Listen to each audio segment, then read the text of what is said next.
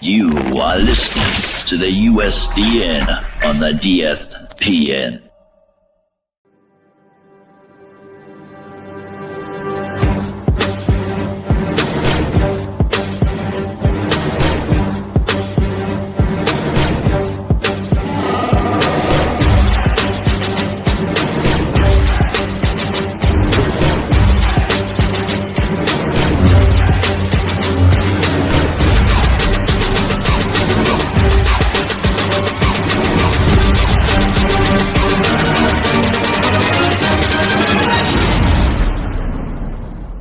It's a trap!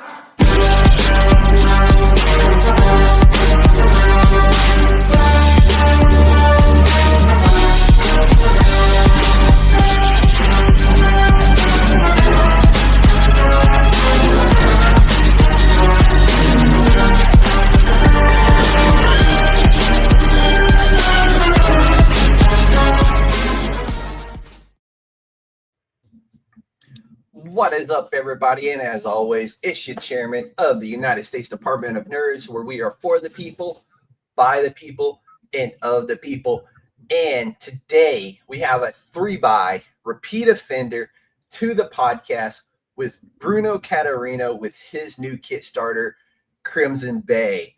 Bruno, welcome back. How's it feel to be a repeat offender to the USDN? Well, it seems like the right kind of repeat offender. It's the best kind, in my opinion. Yeah. Thank you so much for having me again. But yeah. Bruno, I've told you several times that you are always welcome here with your books. I love how your books bring something different, and you quite possibly write some of the best cliffhangers I have ever read in my life.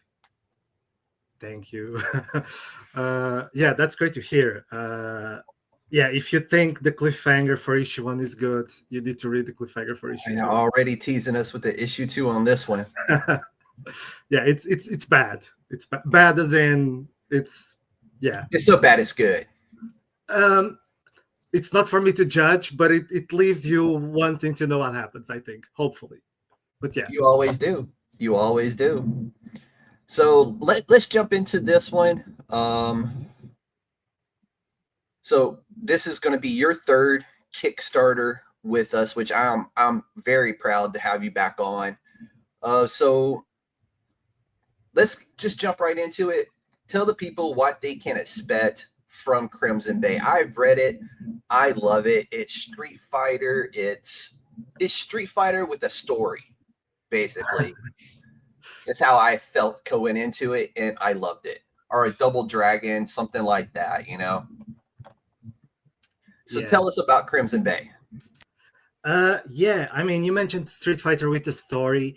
I think we actually had like a Street Fighter with a story in video games. It's just a game that not a lot of people know, which is, King of Fighters and the whole SNK thing. They did like... sorry, let me ask, do you hear any music coming from me? Just barely. Okay. Oh, yeah. So we barely hear the music. I'm sorry, I had muted myself and didn't realize it. Kelvin, welcome to the show, bro. Hello.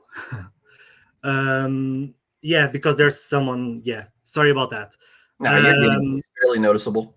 I lost my train of thought. What was I you're saying? telling us about Crimson Bay.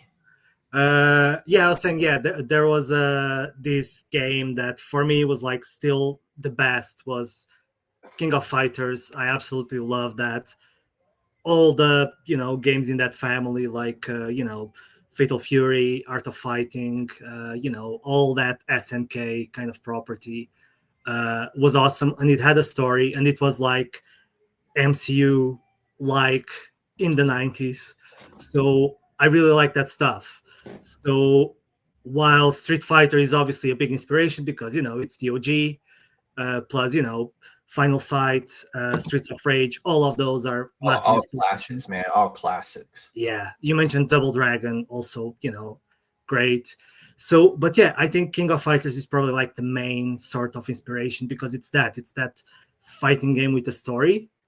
And that's kind of what I was going for is, yeah, it is about the action. It is about the fight. Again, I'm sorry for my phone because Oh, today you're good. nothing is going right today. You're good. So yeah, it's that intense fighting from inspired by the games and by anime and that sort of thing, but with with a solid story, with characters that you can feel for them, that you can relate to them, and that are going through problems that are relatable, even if the martial arts they practice kind of defy physics and logic and all of that. The whole point of those video games is that no human should be able to do what they do, but they do it anyway. And that's what I always loved about that kind of stuff. You say that, but researching for the book, because I kind of started very like loose, and then I started wanting to be more realistic in future issues. So I started watching a lot of martial arts videos, and I've seen some people do some really, really weird stuff. Like, I don't know how they do it. So humans can do some really insane stuff that you can think of. Yeah. Yeah. So you said you watched some martial arts movies. What did you watch specifically? Not movies, like videos, like actual. Oh, okay. Yeah, I mean, videos and stuff. Yeah, YouTube videos about different things, about different styles of karate, Muay Thai, Okay. all of that. The styles that kind of fit each of the characters that are in issue 1 or in later issues. So I'm kind of just trying to get myself into that world and be a little bit more accurate, even though everything they do is not accurate at all. But I still want to have some of that realism. But yeah. No, I mean it works though. I mean, you do see a little bit of the futuristic stuff in there, but at the same time, it wasn't outside of the norm of what you would see in a Streets of Rage or something like that. So it for me, I like that kind of stuff. That's what appeals. It's very relatable. The characters I really enjoyed, the brothers, and then the antagonist in the story was, I thought, like very, like, especially the way you cliffhanged this on this one. It was very like, oh wow, there was this heartfelt moment, and then all of a sudden it was like, boop, flick it away, because his greatest enemy is now there. The life he just saved is, this. I'm not going to go into it, but yeah, you know what I'm talking about. Yeah. I don't want to sell it. I don't want to give it away, but it was very fascinating the way you did that. I was like, geez, Bruno, I'm like, what are you doing to us, dude? Yeah, I mean, John Ford, like the director, is a massive inspiration in that sense, because he has these, I don't know, he has this thing. I call it like the John Ford punch, because it's like, he makes you go towards one emotion and then he suddenly hits you with a different emotion. It's like, what? Yeah, and I love that. So when I write, I do try to do that. Obviously not as effectively as John Ford did, but I do try to do that. Yeah.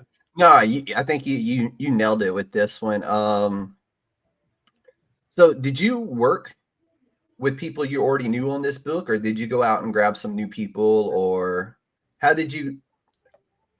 So I know you write, other people do the art. So are you working with the same people as before on some of your other work, or did you want to just like, hey, I want to do something different, let's grab some different people? No, it was actually sorry. It was actually with Samuel and Gio, who I worked with for Bereavement.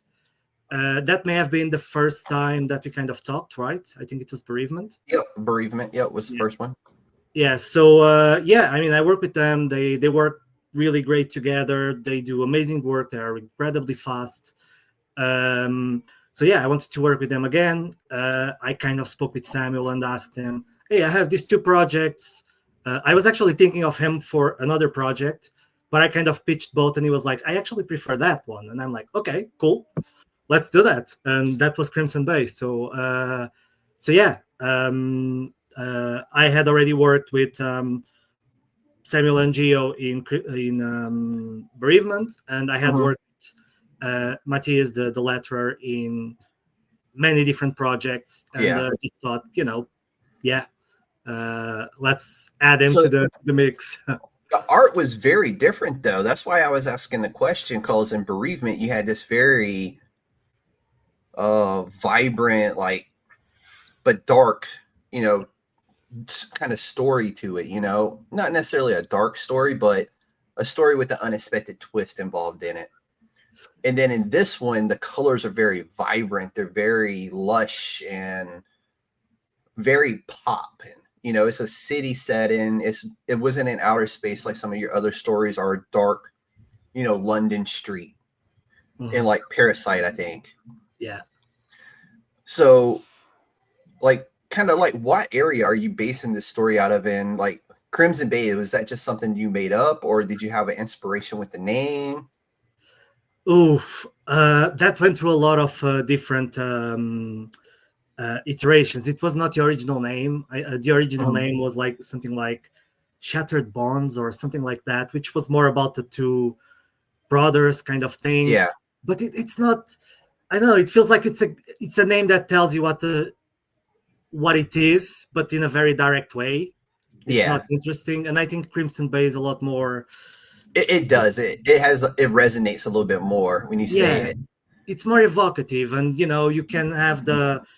So the Crimson Bay comes basically from the water. One of the panels you see like the water is reflecting like red, like blood. Yep. And it comes from the buildings that kind of give that vibe. Sorry, do you hear any of this? Barely, Bruno. Oh man, I don't think it's gonna bleed over. So okay, it's really annoying. I'm sorry about that. No, you're good. That's part of living in the city, right? This is me working like every day, trying to focus on just this, like the works outside. But yeah, I have airplanes, like literal jets. So okay. Anyway, as I was saying, yeah, there's this. Crimson Bay kind of is more evocative, and it has this. It's the name of the town, but it's also about all the violence and all the blood, and so it has like this double meaning.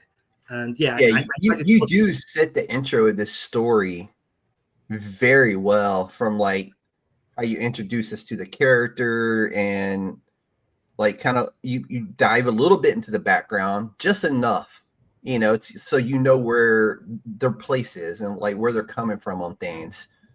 And that's something that I always think you do very well, is you give us that right amount to where you could, in your head, you can like, oh, okay, I see where they're coming from and where we're going with this a little bit. And so that was really like, I enjoyed that about the book itself, is how you do that. So thank you. Yeah.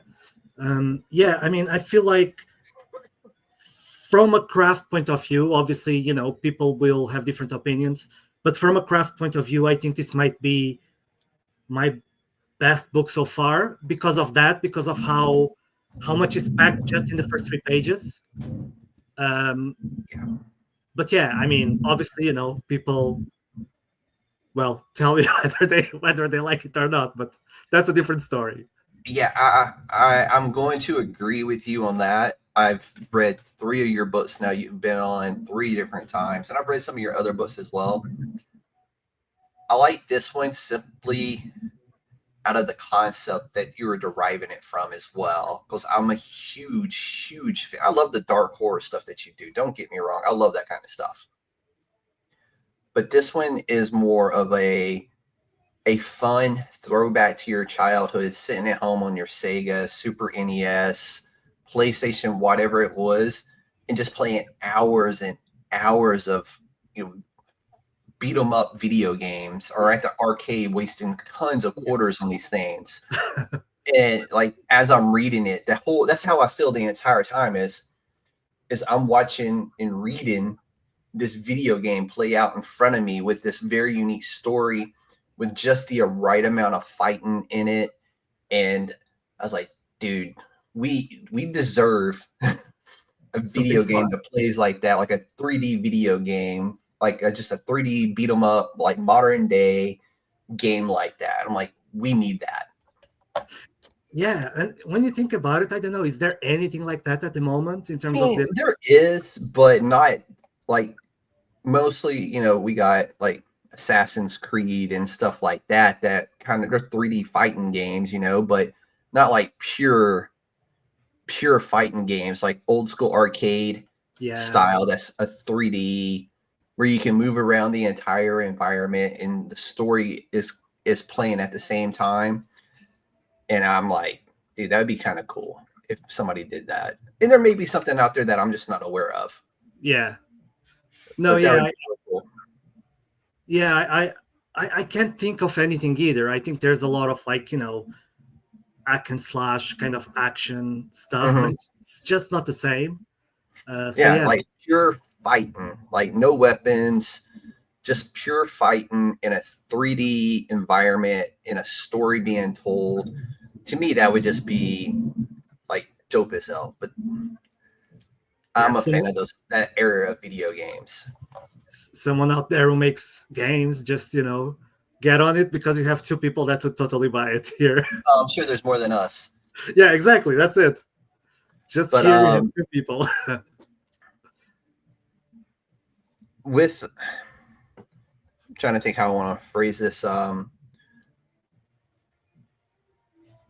how you wanted the like the coloring of the book and how the drawing and the characters, like was your artist and your colors, were they like pretty spot on with like how you seen it happening, or was there a lot of like back and forth with, hey, what about this, or like, hey, I'm thinking more this, because it's not like, to be fair, I was kind of expecting a little bit more like 90s style, almost like that 8-bit 16-bit style art, and I'm really happy we didn't get that, to be fair. But I was kind of like a little piece of me was kind of like, this would have been kind of cool in like a 16-bit, kind of distorted way. But I'm glad we didn't get that. But there was a slight piece of me that would have been like, that would have been kind of cool. Yeah, one of the things that I wanted to have done was a cover that would be 8-bit, like pixelized and all of that, pixel art. That would have been really dope. Yeah. Yeah, but because I already had enough covers, I thought, you know what, I'm going to leave that for issue 2. But yeah, issue 2 definitely is going to have like a pixel art cover, because that's really dope. I don't know if that's what you meant, or if you actually meant like that 90s style of comic book art. A little bit of both. Yeah. Okay. Yeah. I mean, I think Sam has like this more I don't want to call it like anime, because it's not really anime, but it's like that. It's more of that style, and yeah, I think It's it very actually works. modern art. Yeah, and I think it works really well for this. It Yeah, it's does. not. Yeah, it really does. But again, there's that small piece of that 90s childhood that was kind of like, it'd been kind of cool to see, like, even like a little throwback maybe on a TV screen of some kid playing like a video game, like just that one little thing where, I see. somebody would like that little throwback in there, or that little Easter egg hidden somewhere in there, like that just that little thing, like people like me, when we read comic books, I study panels. I want to see the panels and what's there, and read it. But also I look at the pages, because you never know what you're going to find on a page of a comic, right? Yeah. So it's just one of those little fun nods and like throwbacks to what inspired the book. Yeah, I took a note just to say, just very cheekily, because that's a good idea, and Hey, you have some good ideas. hey, let's talk about one of those ideas real quick. So we were talking before we came live. I was like, hey, Bruno, on the next one, you have to call it round 2 Yeah, instead of issue 2, because to me, that just like, it ties that theme. It ties the book into what you want to do with it together, like calling it rounds instead of issues.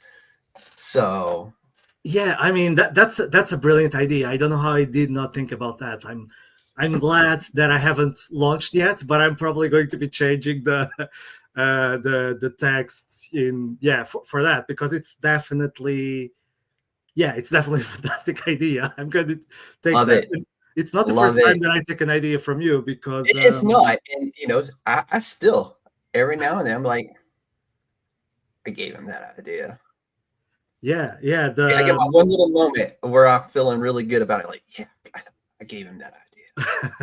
Yeah, I mean, thank you for that.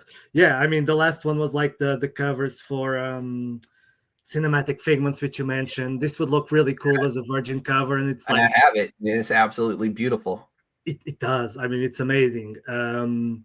Yeah, I was That's at the probably my comic. favorite. I have a lot of covers, and that's one of my favorite covers, just simply because once you strip that cinematic figments off of it, it's just this like it makes you it gives you so many different thoughts. Like, what is this book? What's this about? It just plays with your emotions and just like it's just beautiful. The colors, the art, everything just so good together. Yeah. I mean, it's worth talking to you just for this to take ideas from you because a lot of them are amazing. I've told you many times. I'm here, man. Run Yeah, ideas by me. That goes for anybody coming on here. If you have an idea and you're like, hey, wonder what he thinks about it. yeah, I mean, and just following on that, because you mentioned, using the round two and all of that, I did try to kind of use some of that, the concepts and all of that. So one of the things that I have with one of the rewards is putting together like these, I call them like ISCO combos, as in international shipping, costs, optimized, something like that. So, which is like a pack of like 3 comics, Crimson Bay and 2 other comics. Yeah. That makes it, the shipping cost tends to be, a lot expensive. But when you get like 3 books, there's like You're a getting the cap. most bang from your buck. Yeah, there's like a cap to the cost. It makes the cost like better. And I kind of just created that, and I call them combos because I could call it like packs, something like I that, like it. bundles, I like it. combos. It's much nicer. So yeah, so the round 1, round 2 fits right in. Yeah, 3-hit combo. yeah, get a Like it. combo. I like it. Excuse me. No worries. So give us a little background of the characters and basically like the story for Crimson Bay. Yeah, sure. This is the part where I'm really bad at, which is pitching my own work. You should see me at Comic Cons. So yeah, Crimson Bay is basically about these 2 brothers who have made this pledge to avenge their father, who was killed by his supposed best friend, and that, let's call him villain, like the final boss, whatever you want to call it, is now he's now the mayor of Crimson Bay. So he has a lot of power, and yeah, of course, these 2 brothers are going in after training an entire life to defeat him. They are finally trying to accomplish that goal, and a lot of things are not exactly what they seem to be. There are some mysteries, some revelations that make things, well, harder, and some dilemmas that will kind of break them apart and potentially put them at odds with each other, the 2 brothers. So that's terribly explained. That's it. I think it's No, dude, I think that hit it right on the head there. Yeah, I think it's better explained actually in text when I wrote it. But yeah. No, you nailed that one. Yeah, that's Yeah, I'm a writer, not a public speaker. No, that was really good. That's how without giving a whole lot away, that's the best way to do it. So let's actually talk about the Kickstarter campaign itself this time around. I know you have a really great publication out there on running a Kickstarter that I have actually recommended to other people and told them where to find it, like sent them the link to your site to where they can find that. So hopefully that's helped out some people. And but how are you doing things a little differently on this Kickstarter compared to some of your other Kickstarters? And just like, what can we expect off of this campaign versus previous campaigns? Yeah, I think the benefit with doing a few is that you start learning what works and what doesn't. So I used to have like a lot of like, prints, bookmarks, that sort of stuff. And I don't know, I get a feeling that people don't really care that much, if it's not known characters. If you go if you go to a Comic-Con and someone has prints of, I don't know, Baldur's Gate, people will just be all over it. But if it's like an unknown character, people are not really that interested. So I try to focus more on the books, and I'm lucky enough that now I have some books, not just the one. So yeah, I try to play around with that. So a lot of the rewards are around, there's definitely the book. There's like 3 variant covers. So there's the main cover. There's a cover that's an homage to King of Fighters 2000, to the poster, and one other cover which is an homage to Will Eisner cover of Spirit, which has like I don't know if you've seen that yet. I don't think that I shared that with you yet because I got it recently. Yeah, It's no, like, I hadn't seen that one.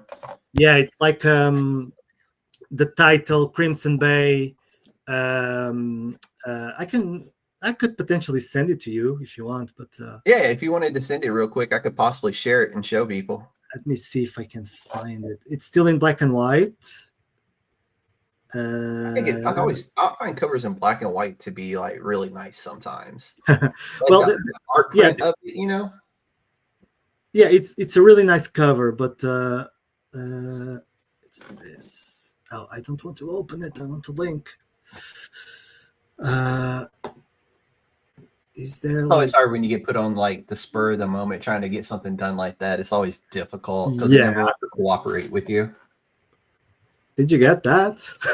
Let me hit the refresh on over here. And no, did you email it or did you send it over on Blue Sky? Oh, I sent it here. Does that send to everyone? Or did everyone see the link? In the private chat? No. It went to private chat. Hang on, I got you. I can send it to the Blue. No, that's perfect. I'm just here we go. Then let me move it over to here. Oh, that's sick, actually. Let me do a screen share real quick. Yeah, it has like these. The depth is, it's amazing. Oh, here we go. Duh. See. Screen share. Got it. I don't know if oh, here we go. There. Boom. Dude, that is sick. Yeah. Dude, that's freaking awesome. I can't wait to see that in color. That's going to be amazing. Yeah. So yeah, Gabriel, who did Prey, and he did a few covers for me. Yeah, he did this cover. Prey's got some sick covers too. I don't know how many of the people out there watching this are who will listen to this later. If you haven't read Prey, it is such an awesome book, and the cover on it was just amazing. And this right here is like absolutely phenomenal. Yeah, same artist. The colorist is going to be the same as well. So yeah, I can't wait to see the colored version, but it just looks great. I mean, yeah, it's an homage to a Will Eisner, of all people. The cover, I'm really happy with this cover as well. So yeah, that's phenomenal, dude. Yeah. So no more teasing of the people. So yeah, there's those 3 covers, and then I have like what I was telling you about the ISCO combos, which is like 3 books, Crimson Bay plus 2 other books that if you get all 3, you save on shipping costs. So I'm trying to focus on those bundles, combos.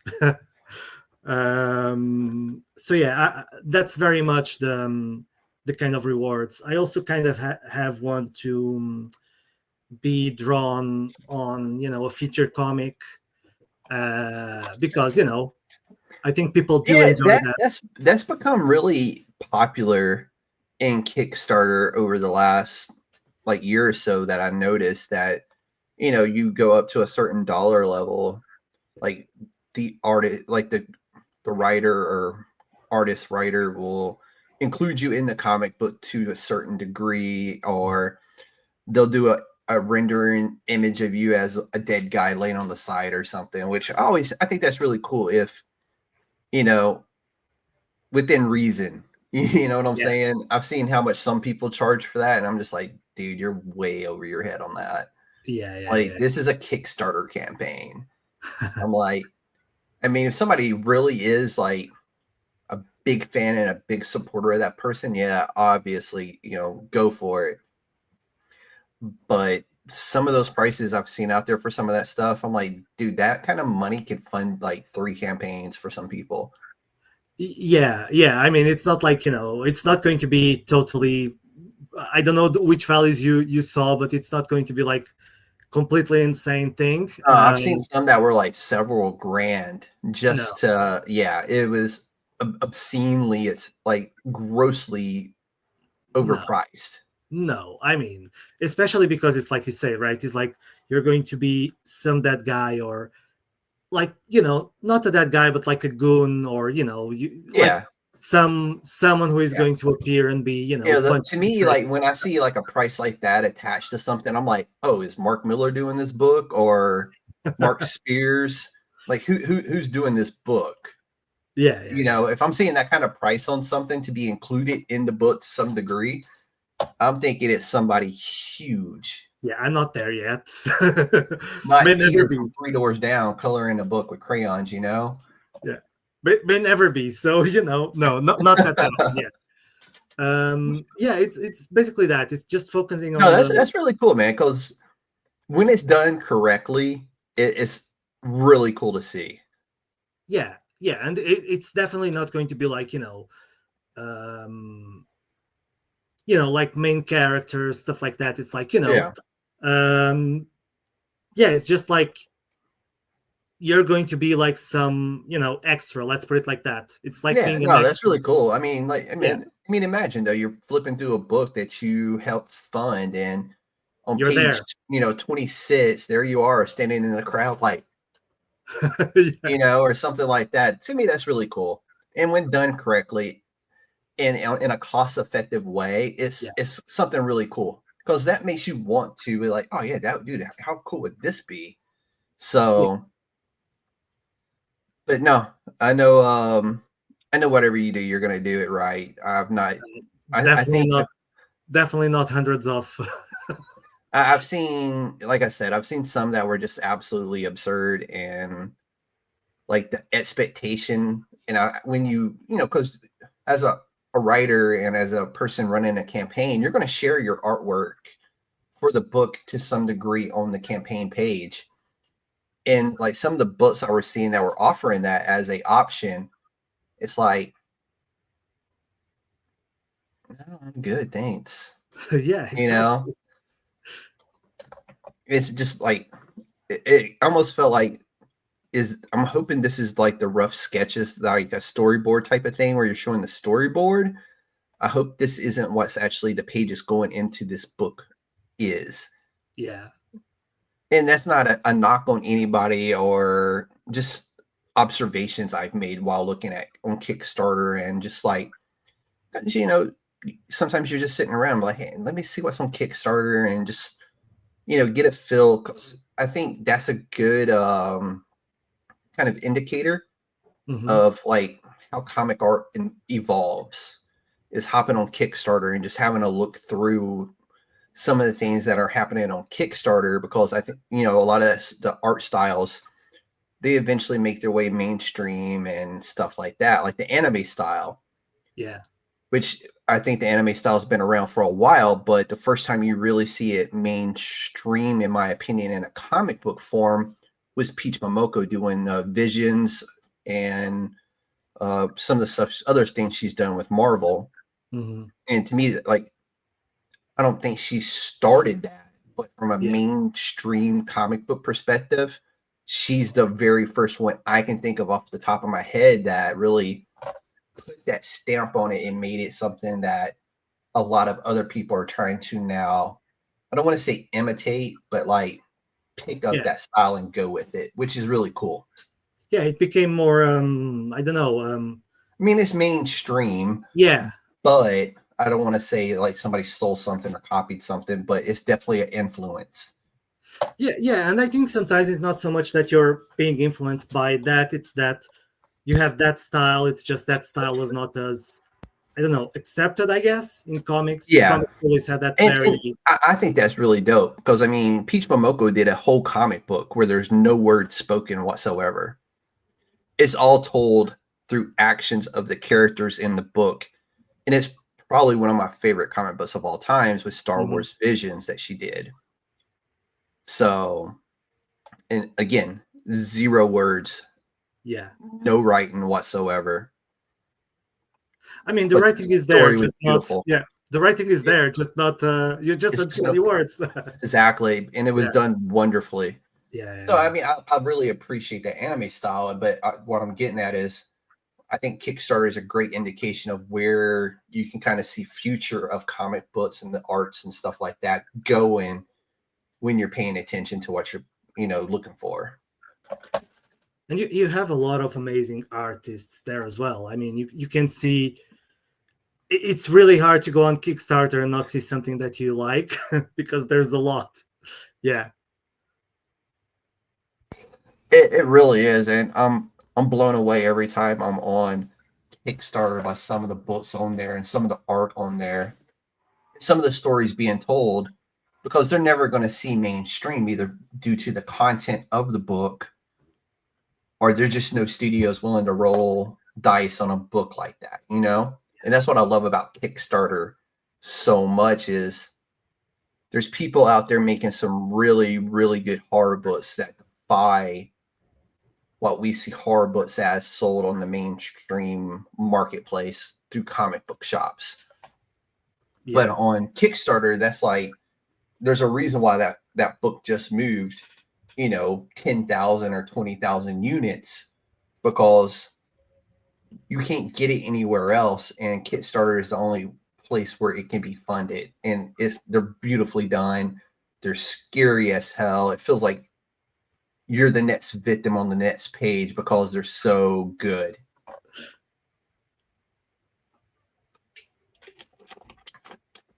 But so outside, like, what's the ultimate goal for Crimson Bay once you're fully funded? And where do you see this project going in the future? I know you've kind of hinted that there's definitely an issue 2, Oh yeah. which is the first time out of your mouth you said there will be an issue 2.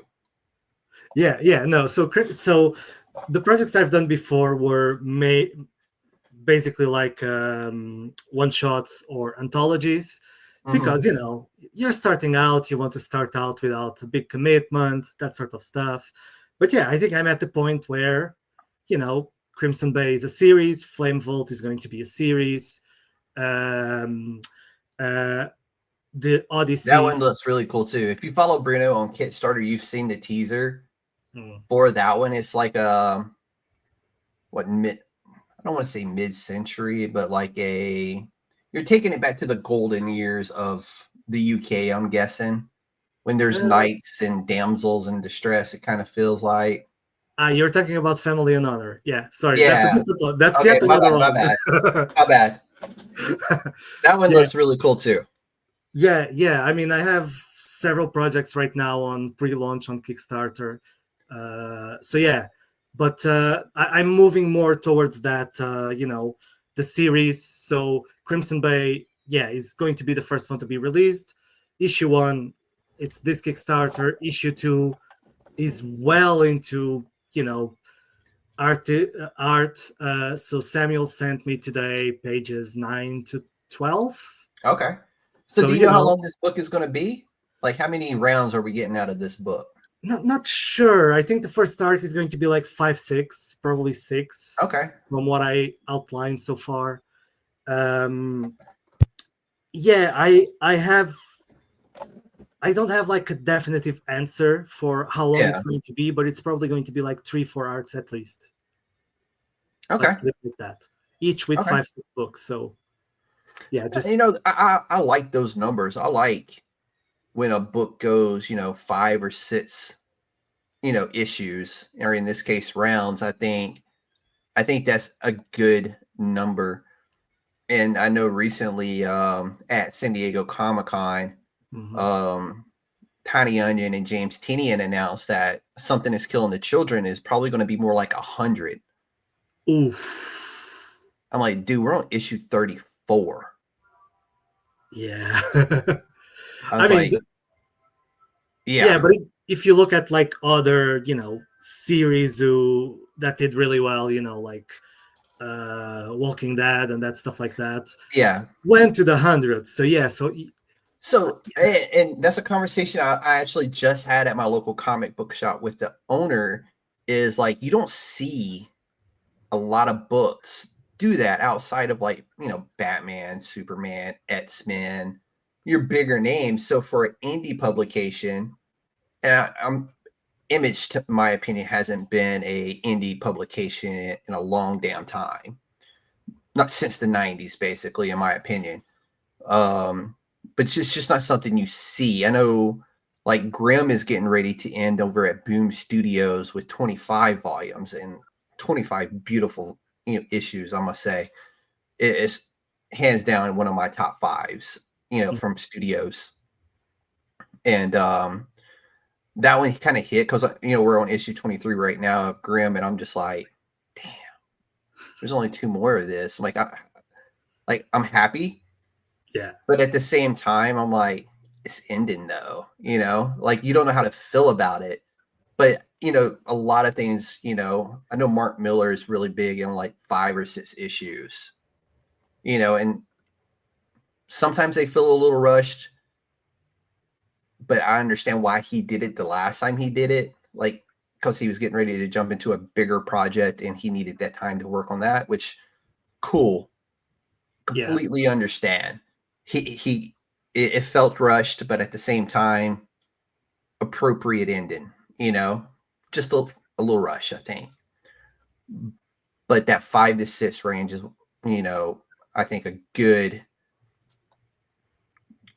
You can get a good story, comic books are 26, 32 pages, somewhere in that range. And it's a lot of time and a lot of stuff you can cover in that time frame with the right artist and the right letterer and stuff like that. Yeah, it's definitely hard to get to those. Yeah, even getting to the 30s, for most creators is really hard. But getting to 100s, I mean, you need to be, you need to be Robert Kirkman or Tynion, right? You need to be those guys. I still don't think. I'm trying to think. Well, Tynion has finished some books. He's finished The Deviant, which is a phenomenal series. I mean, the House in the Lake, he technically finished it. He just did, a sequel. Yeah, but he technically finished it. Yeah, he did, and then he started with the sequel to The Nice House on the Lake, or not The Nice House on the Lake, The Sea, Nice House by the Sea. Yeah, thank you. Another one, just phenomenal work by Tynion.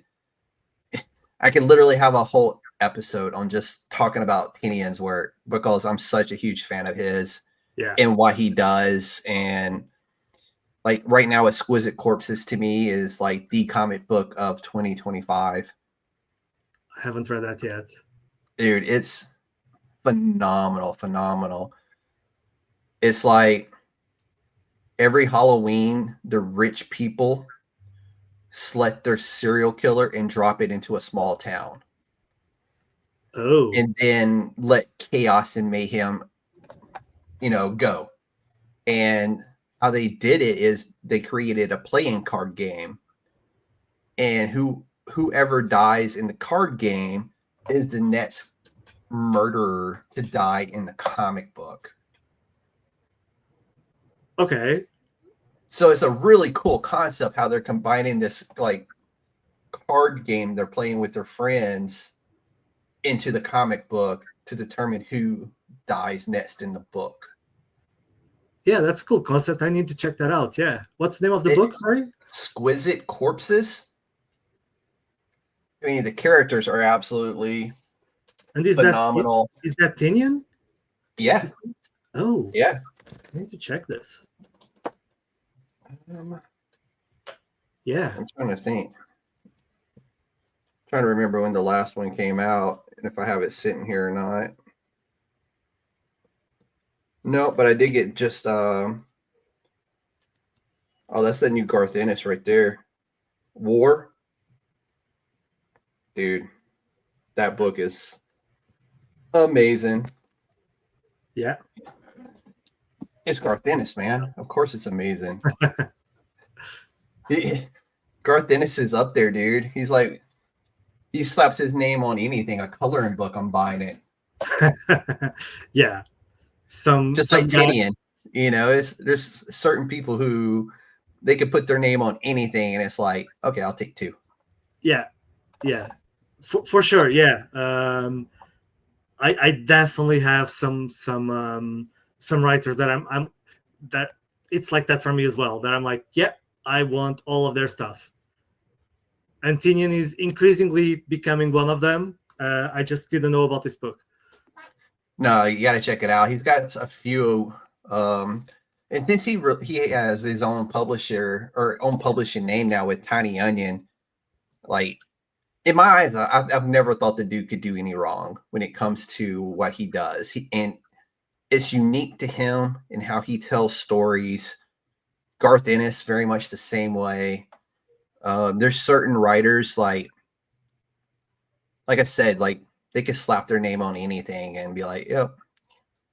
Joe Hill, Stephen King, like slap their name on anything, man. And Clive Barker,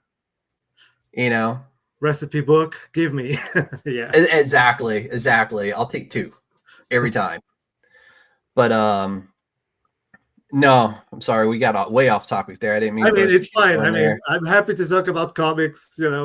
I am too. And that seems to be how these interviews usually go, and I don't have any issues with that as long as we get to your book and celebrating you and your new Kickstarter. I'm all good, man. But no, I'm really happy that we're gonna get a good series, and this one is kicking off perfectly in my opinion, and how you're introducing the characters, and like the cliffhanger you left for this one fits the story so well, because now the main character has this huge dilemma he's got to face going forward, and knowing that his end goal of defeating the mayor has this huge kink in its chain, and really huge actually, because that bodyguard is a fucking giant of a man. Yep. Pardon my language, but that dude was gigantic, and he looked like that one fighter from Street Fighter, the Blanca. No, the Zangief? big Russian dude. Yeah, Zangief. Yeah, I don't know how you pronounce that, but yeah, Zangief, however you want to say it. Whichever. But yeah, that's like, as soon as I seen him, I'm like, dude, that looks like Zangief from Street Fighter. I'm like, I don't know if it was intended that way or not. No, it wasn't. But that's the vibe, like the size of him, because he's just this huge, massive human being, and his fighting style was very similar to that. And I was just like, because he relies on that brute power and just like guessing what the fighter he's fighting is going to do next and being ahead of it. I'm like, dude, this is so fucking good. Pardon my language, everybody out there, but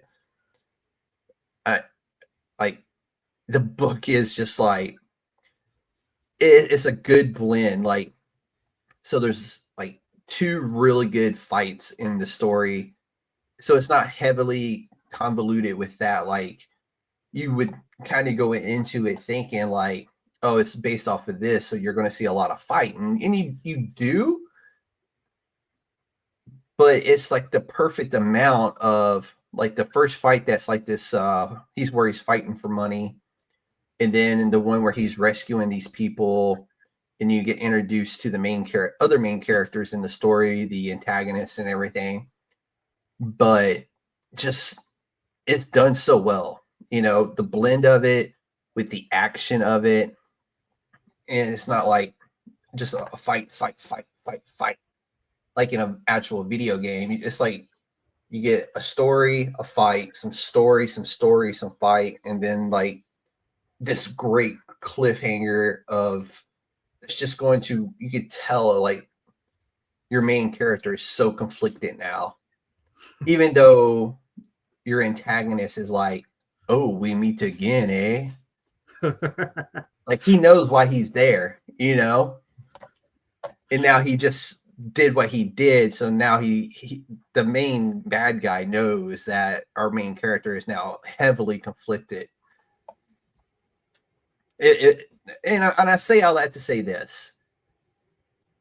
If you back Crimson Bay, you are in for a fun read, a great ride with a great storyteller with Bruno, and you're not going to be disappointed. The colors of the book, the art style, which you always find the best artists to match what the story is. So it's, yeah. Bruno, I know I'm blowing a lot of hot smoke up your rear end right now, but it's all true. Well, thank you so much. You and the it's team great on to hear. Crimson Bay nailed it again, dude. Thank you. Yeah. Yeah. I mean, I don't take praise well, so I will say that the art and the colors are amazing because I haven't done those, so I can say those are amazing. So yeah, I'll No, I'm telling you, shout out to the whole team over there. And if your artist or your colorist ever wants to come on the podcast, pass them the information. I just talked to Francisco Nilo, who worked on Vitellarium, the comic book for Vitellarium. Outstanding comic book artist out of Argentina. He was on the show to talk about his artwork and what got him into comic books. I love talking to the artists as well, because to me that kind of, it's like this nice, like you're getting the same perspective from two different angles, you know, and I think that's really, really cool. And now being early announcement, but in October, me and Francisco Nilo, will be live talking about our favorite horror comic books, which is going to be a really dope time. Nice. Yeah, he was like, dude, we got to come back and do this again, but just talk about horror comic books. I was like, I love it. Let's do it. When do you want to do it? So that's going to be my big October show. Is going to be just me and him talking about our favorite scary comic books. That's really cool. Yeah, I mean, I'm pretty sure there's going to be a lot of Tinian there. A lot of Tinian, yes, definitely. Like Dread the Hall H just came out, which is a prequel to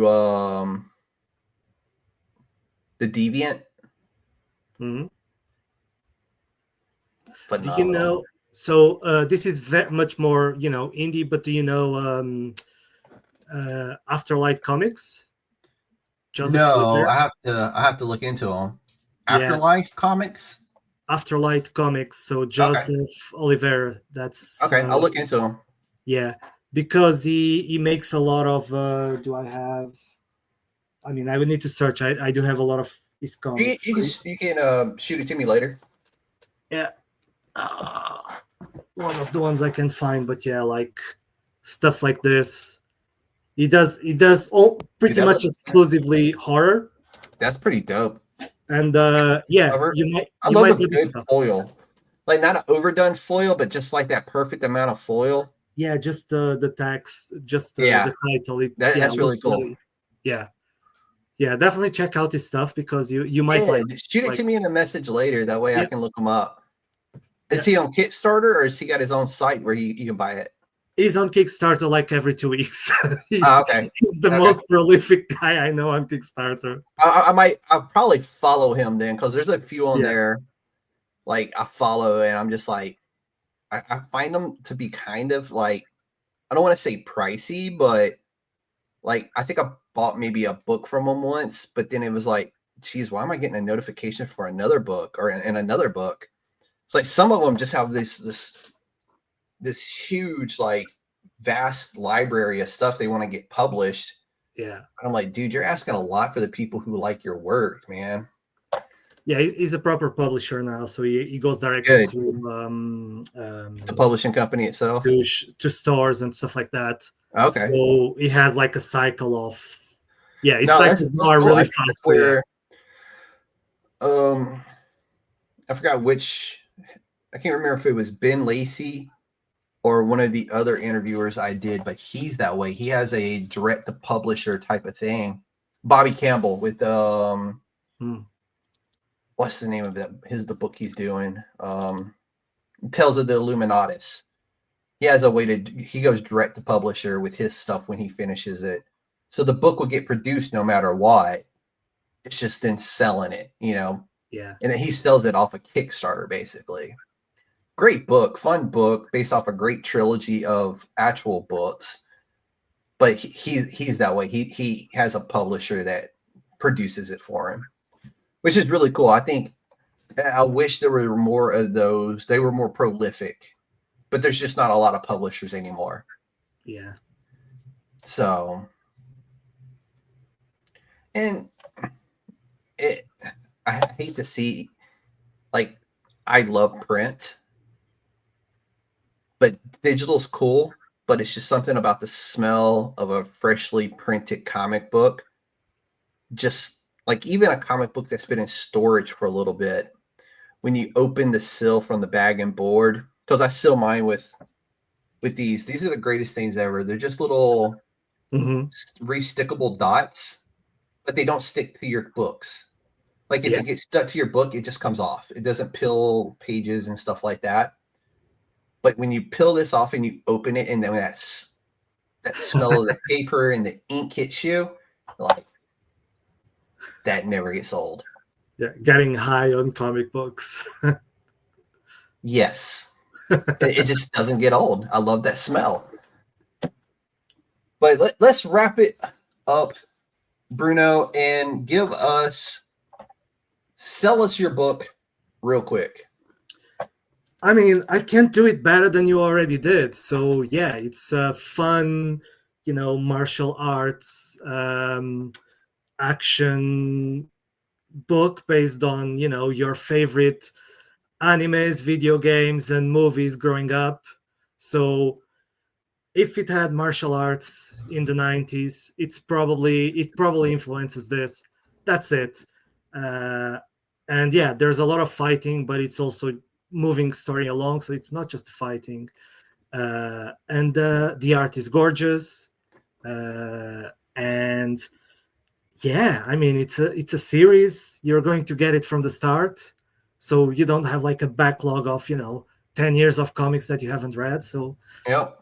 Yeah, it's just getting it from the beginning. And yeah, and hopefully it's a fun read. And I don't know, that's it.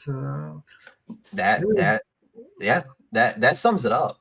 Beautiful art, beautiful colors, great story, 90s action video game, drama and action. It's a great way for Bruno to kick off his first series, not anthology, not one shot, but series. And I'm absolutely loving it. It has my seal of approval as the chairman of the United States Department of Nerds. Now, Bruno, tell everybody where they can find you on social media. Yeah, you'll find me mostly on Blue Sky on Bruno Catarino, I think. Yes, that's correct. Okay. Oops, did I? Oh no. What'd you do? I lost. Yeah, It's Bruno. I lost the Blue Sky window. No, I lost this window, your window. Okay. I'm back. Okay. It's BrunoCatarino.bluesky.social. But if you just type in Bruno, and then when you go to type the C, he's probably going to be the first person that comes up. So yeah, that's that. There's Facebook, but you can find me by my name as well. And yeah, that's pretty much it. I'm off pretty much everywhere else at the moment. We got to get you back on the Instagram, buddy. Get you back on the gram. It's a lot of work. It is. Trust me. I know. I'm on like 5 different platforms, and yeah, it's like I have a system of how I post on things now. And I start with hit this one, and I work myself across my internet tabs and get stuff posted. That's what works for me. But yeah, it is absolutely a lot of work. But Bruno, as always, man, I can't appreciate it enough. We being the person you come to for your Kickstarters, we always look forward to you coming on. Can't wait for the next one, because you're coming back, right? I'm definitely coming back if you have me. Dude, Thank you're you. always welcome back. So what's coming up next for the chairman? I will tell you. July's comic book wrap up will be coming out either tomorrow or Monday. I'm a little late on it, but that's all good. I'm always going to be late on my new comic book day stuff. But this will be the first one for a whole month. So it's going to be a lot, but I'm going to do everything I can to sum it up in a nice way. September the 20th, we will have Ben Lacey on with Shark of War issue number 9 in honor of Shark Week that we just had last week or 2 weeks ago.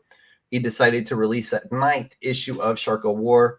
Really fun comic book about a experimented on shark that saves the world. Really cool, really dope book, really fun, and just kind of like bizarre and out there. So very different than what I would normally read, but it's just a very fun book. So, and of course, as always, you can find the chairman on Facebook under the United States Department of Nerds, on Instagram as USDN Podcast, on Blue Sky as the USDN Chairman, and on YouTube as the USDN Podcast. And as always, Bruno, thank you very much for letting the USDN be a part of your Kickstarter kickoff campaign. As always, can't say how much I appreciate that enough, because it really is always an honor to have you on and be your go-to source to kick off these things. I really appreciate you putting that trust in us. And with that, ladies and gentlemen, Crimson Bay, Bruno Catarino is USDN approved.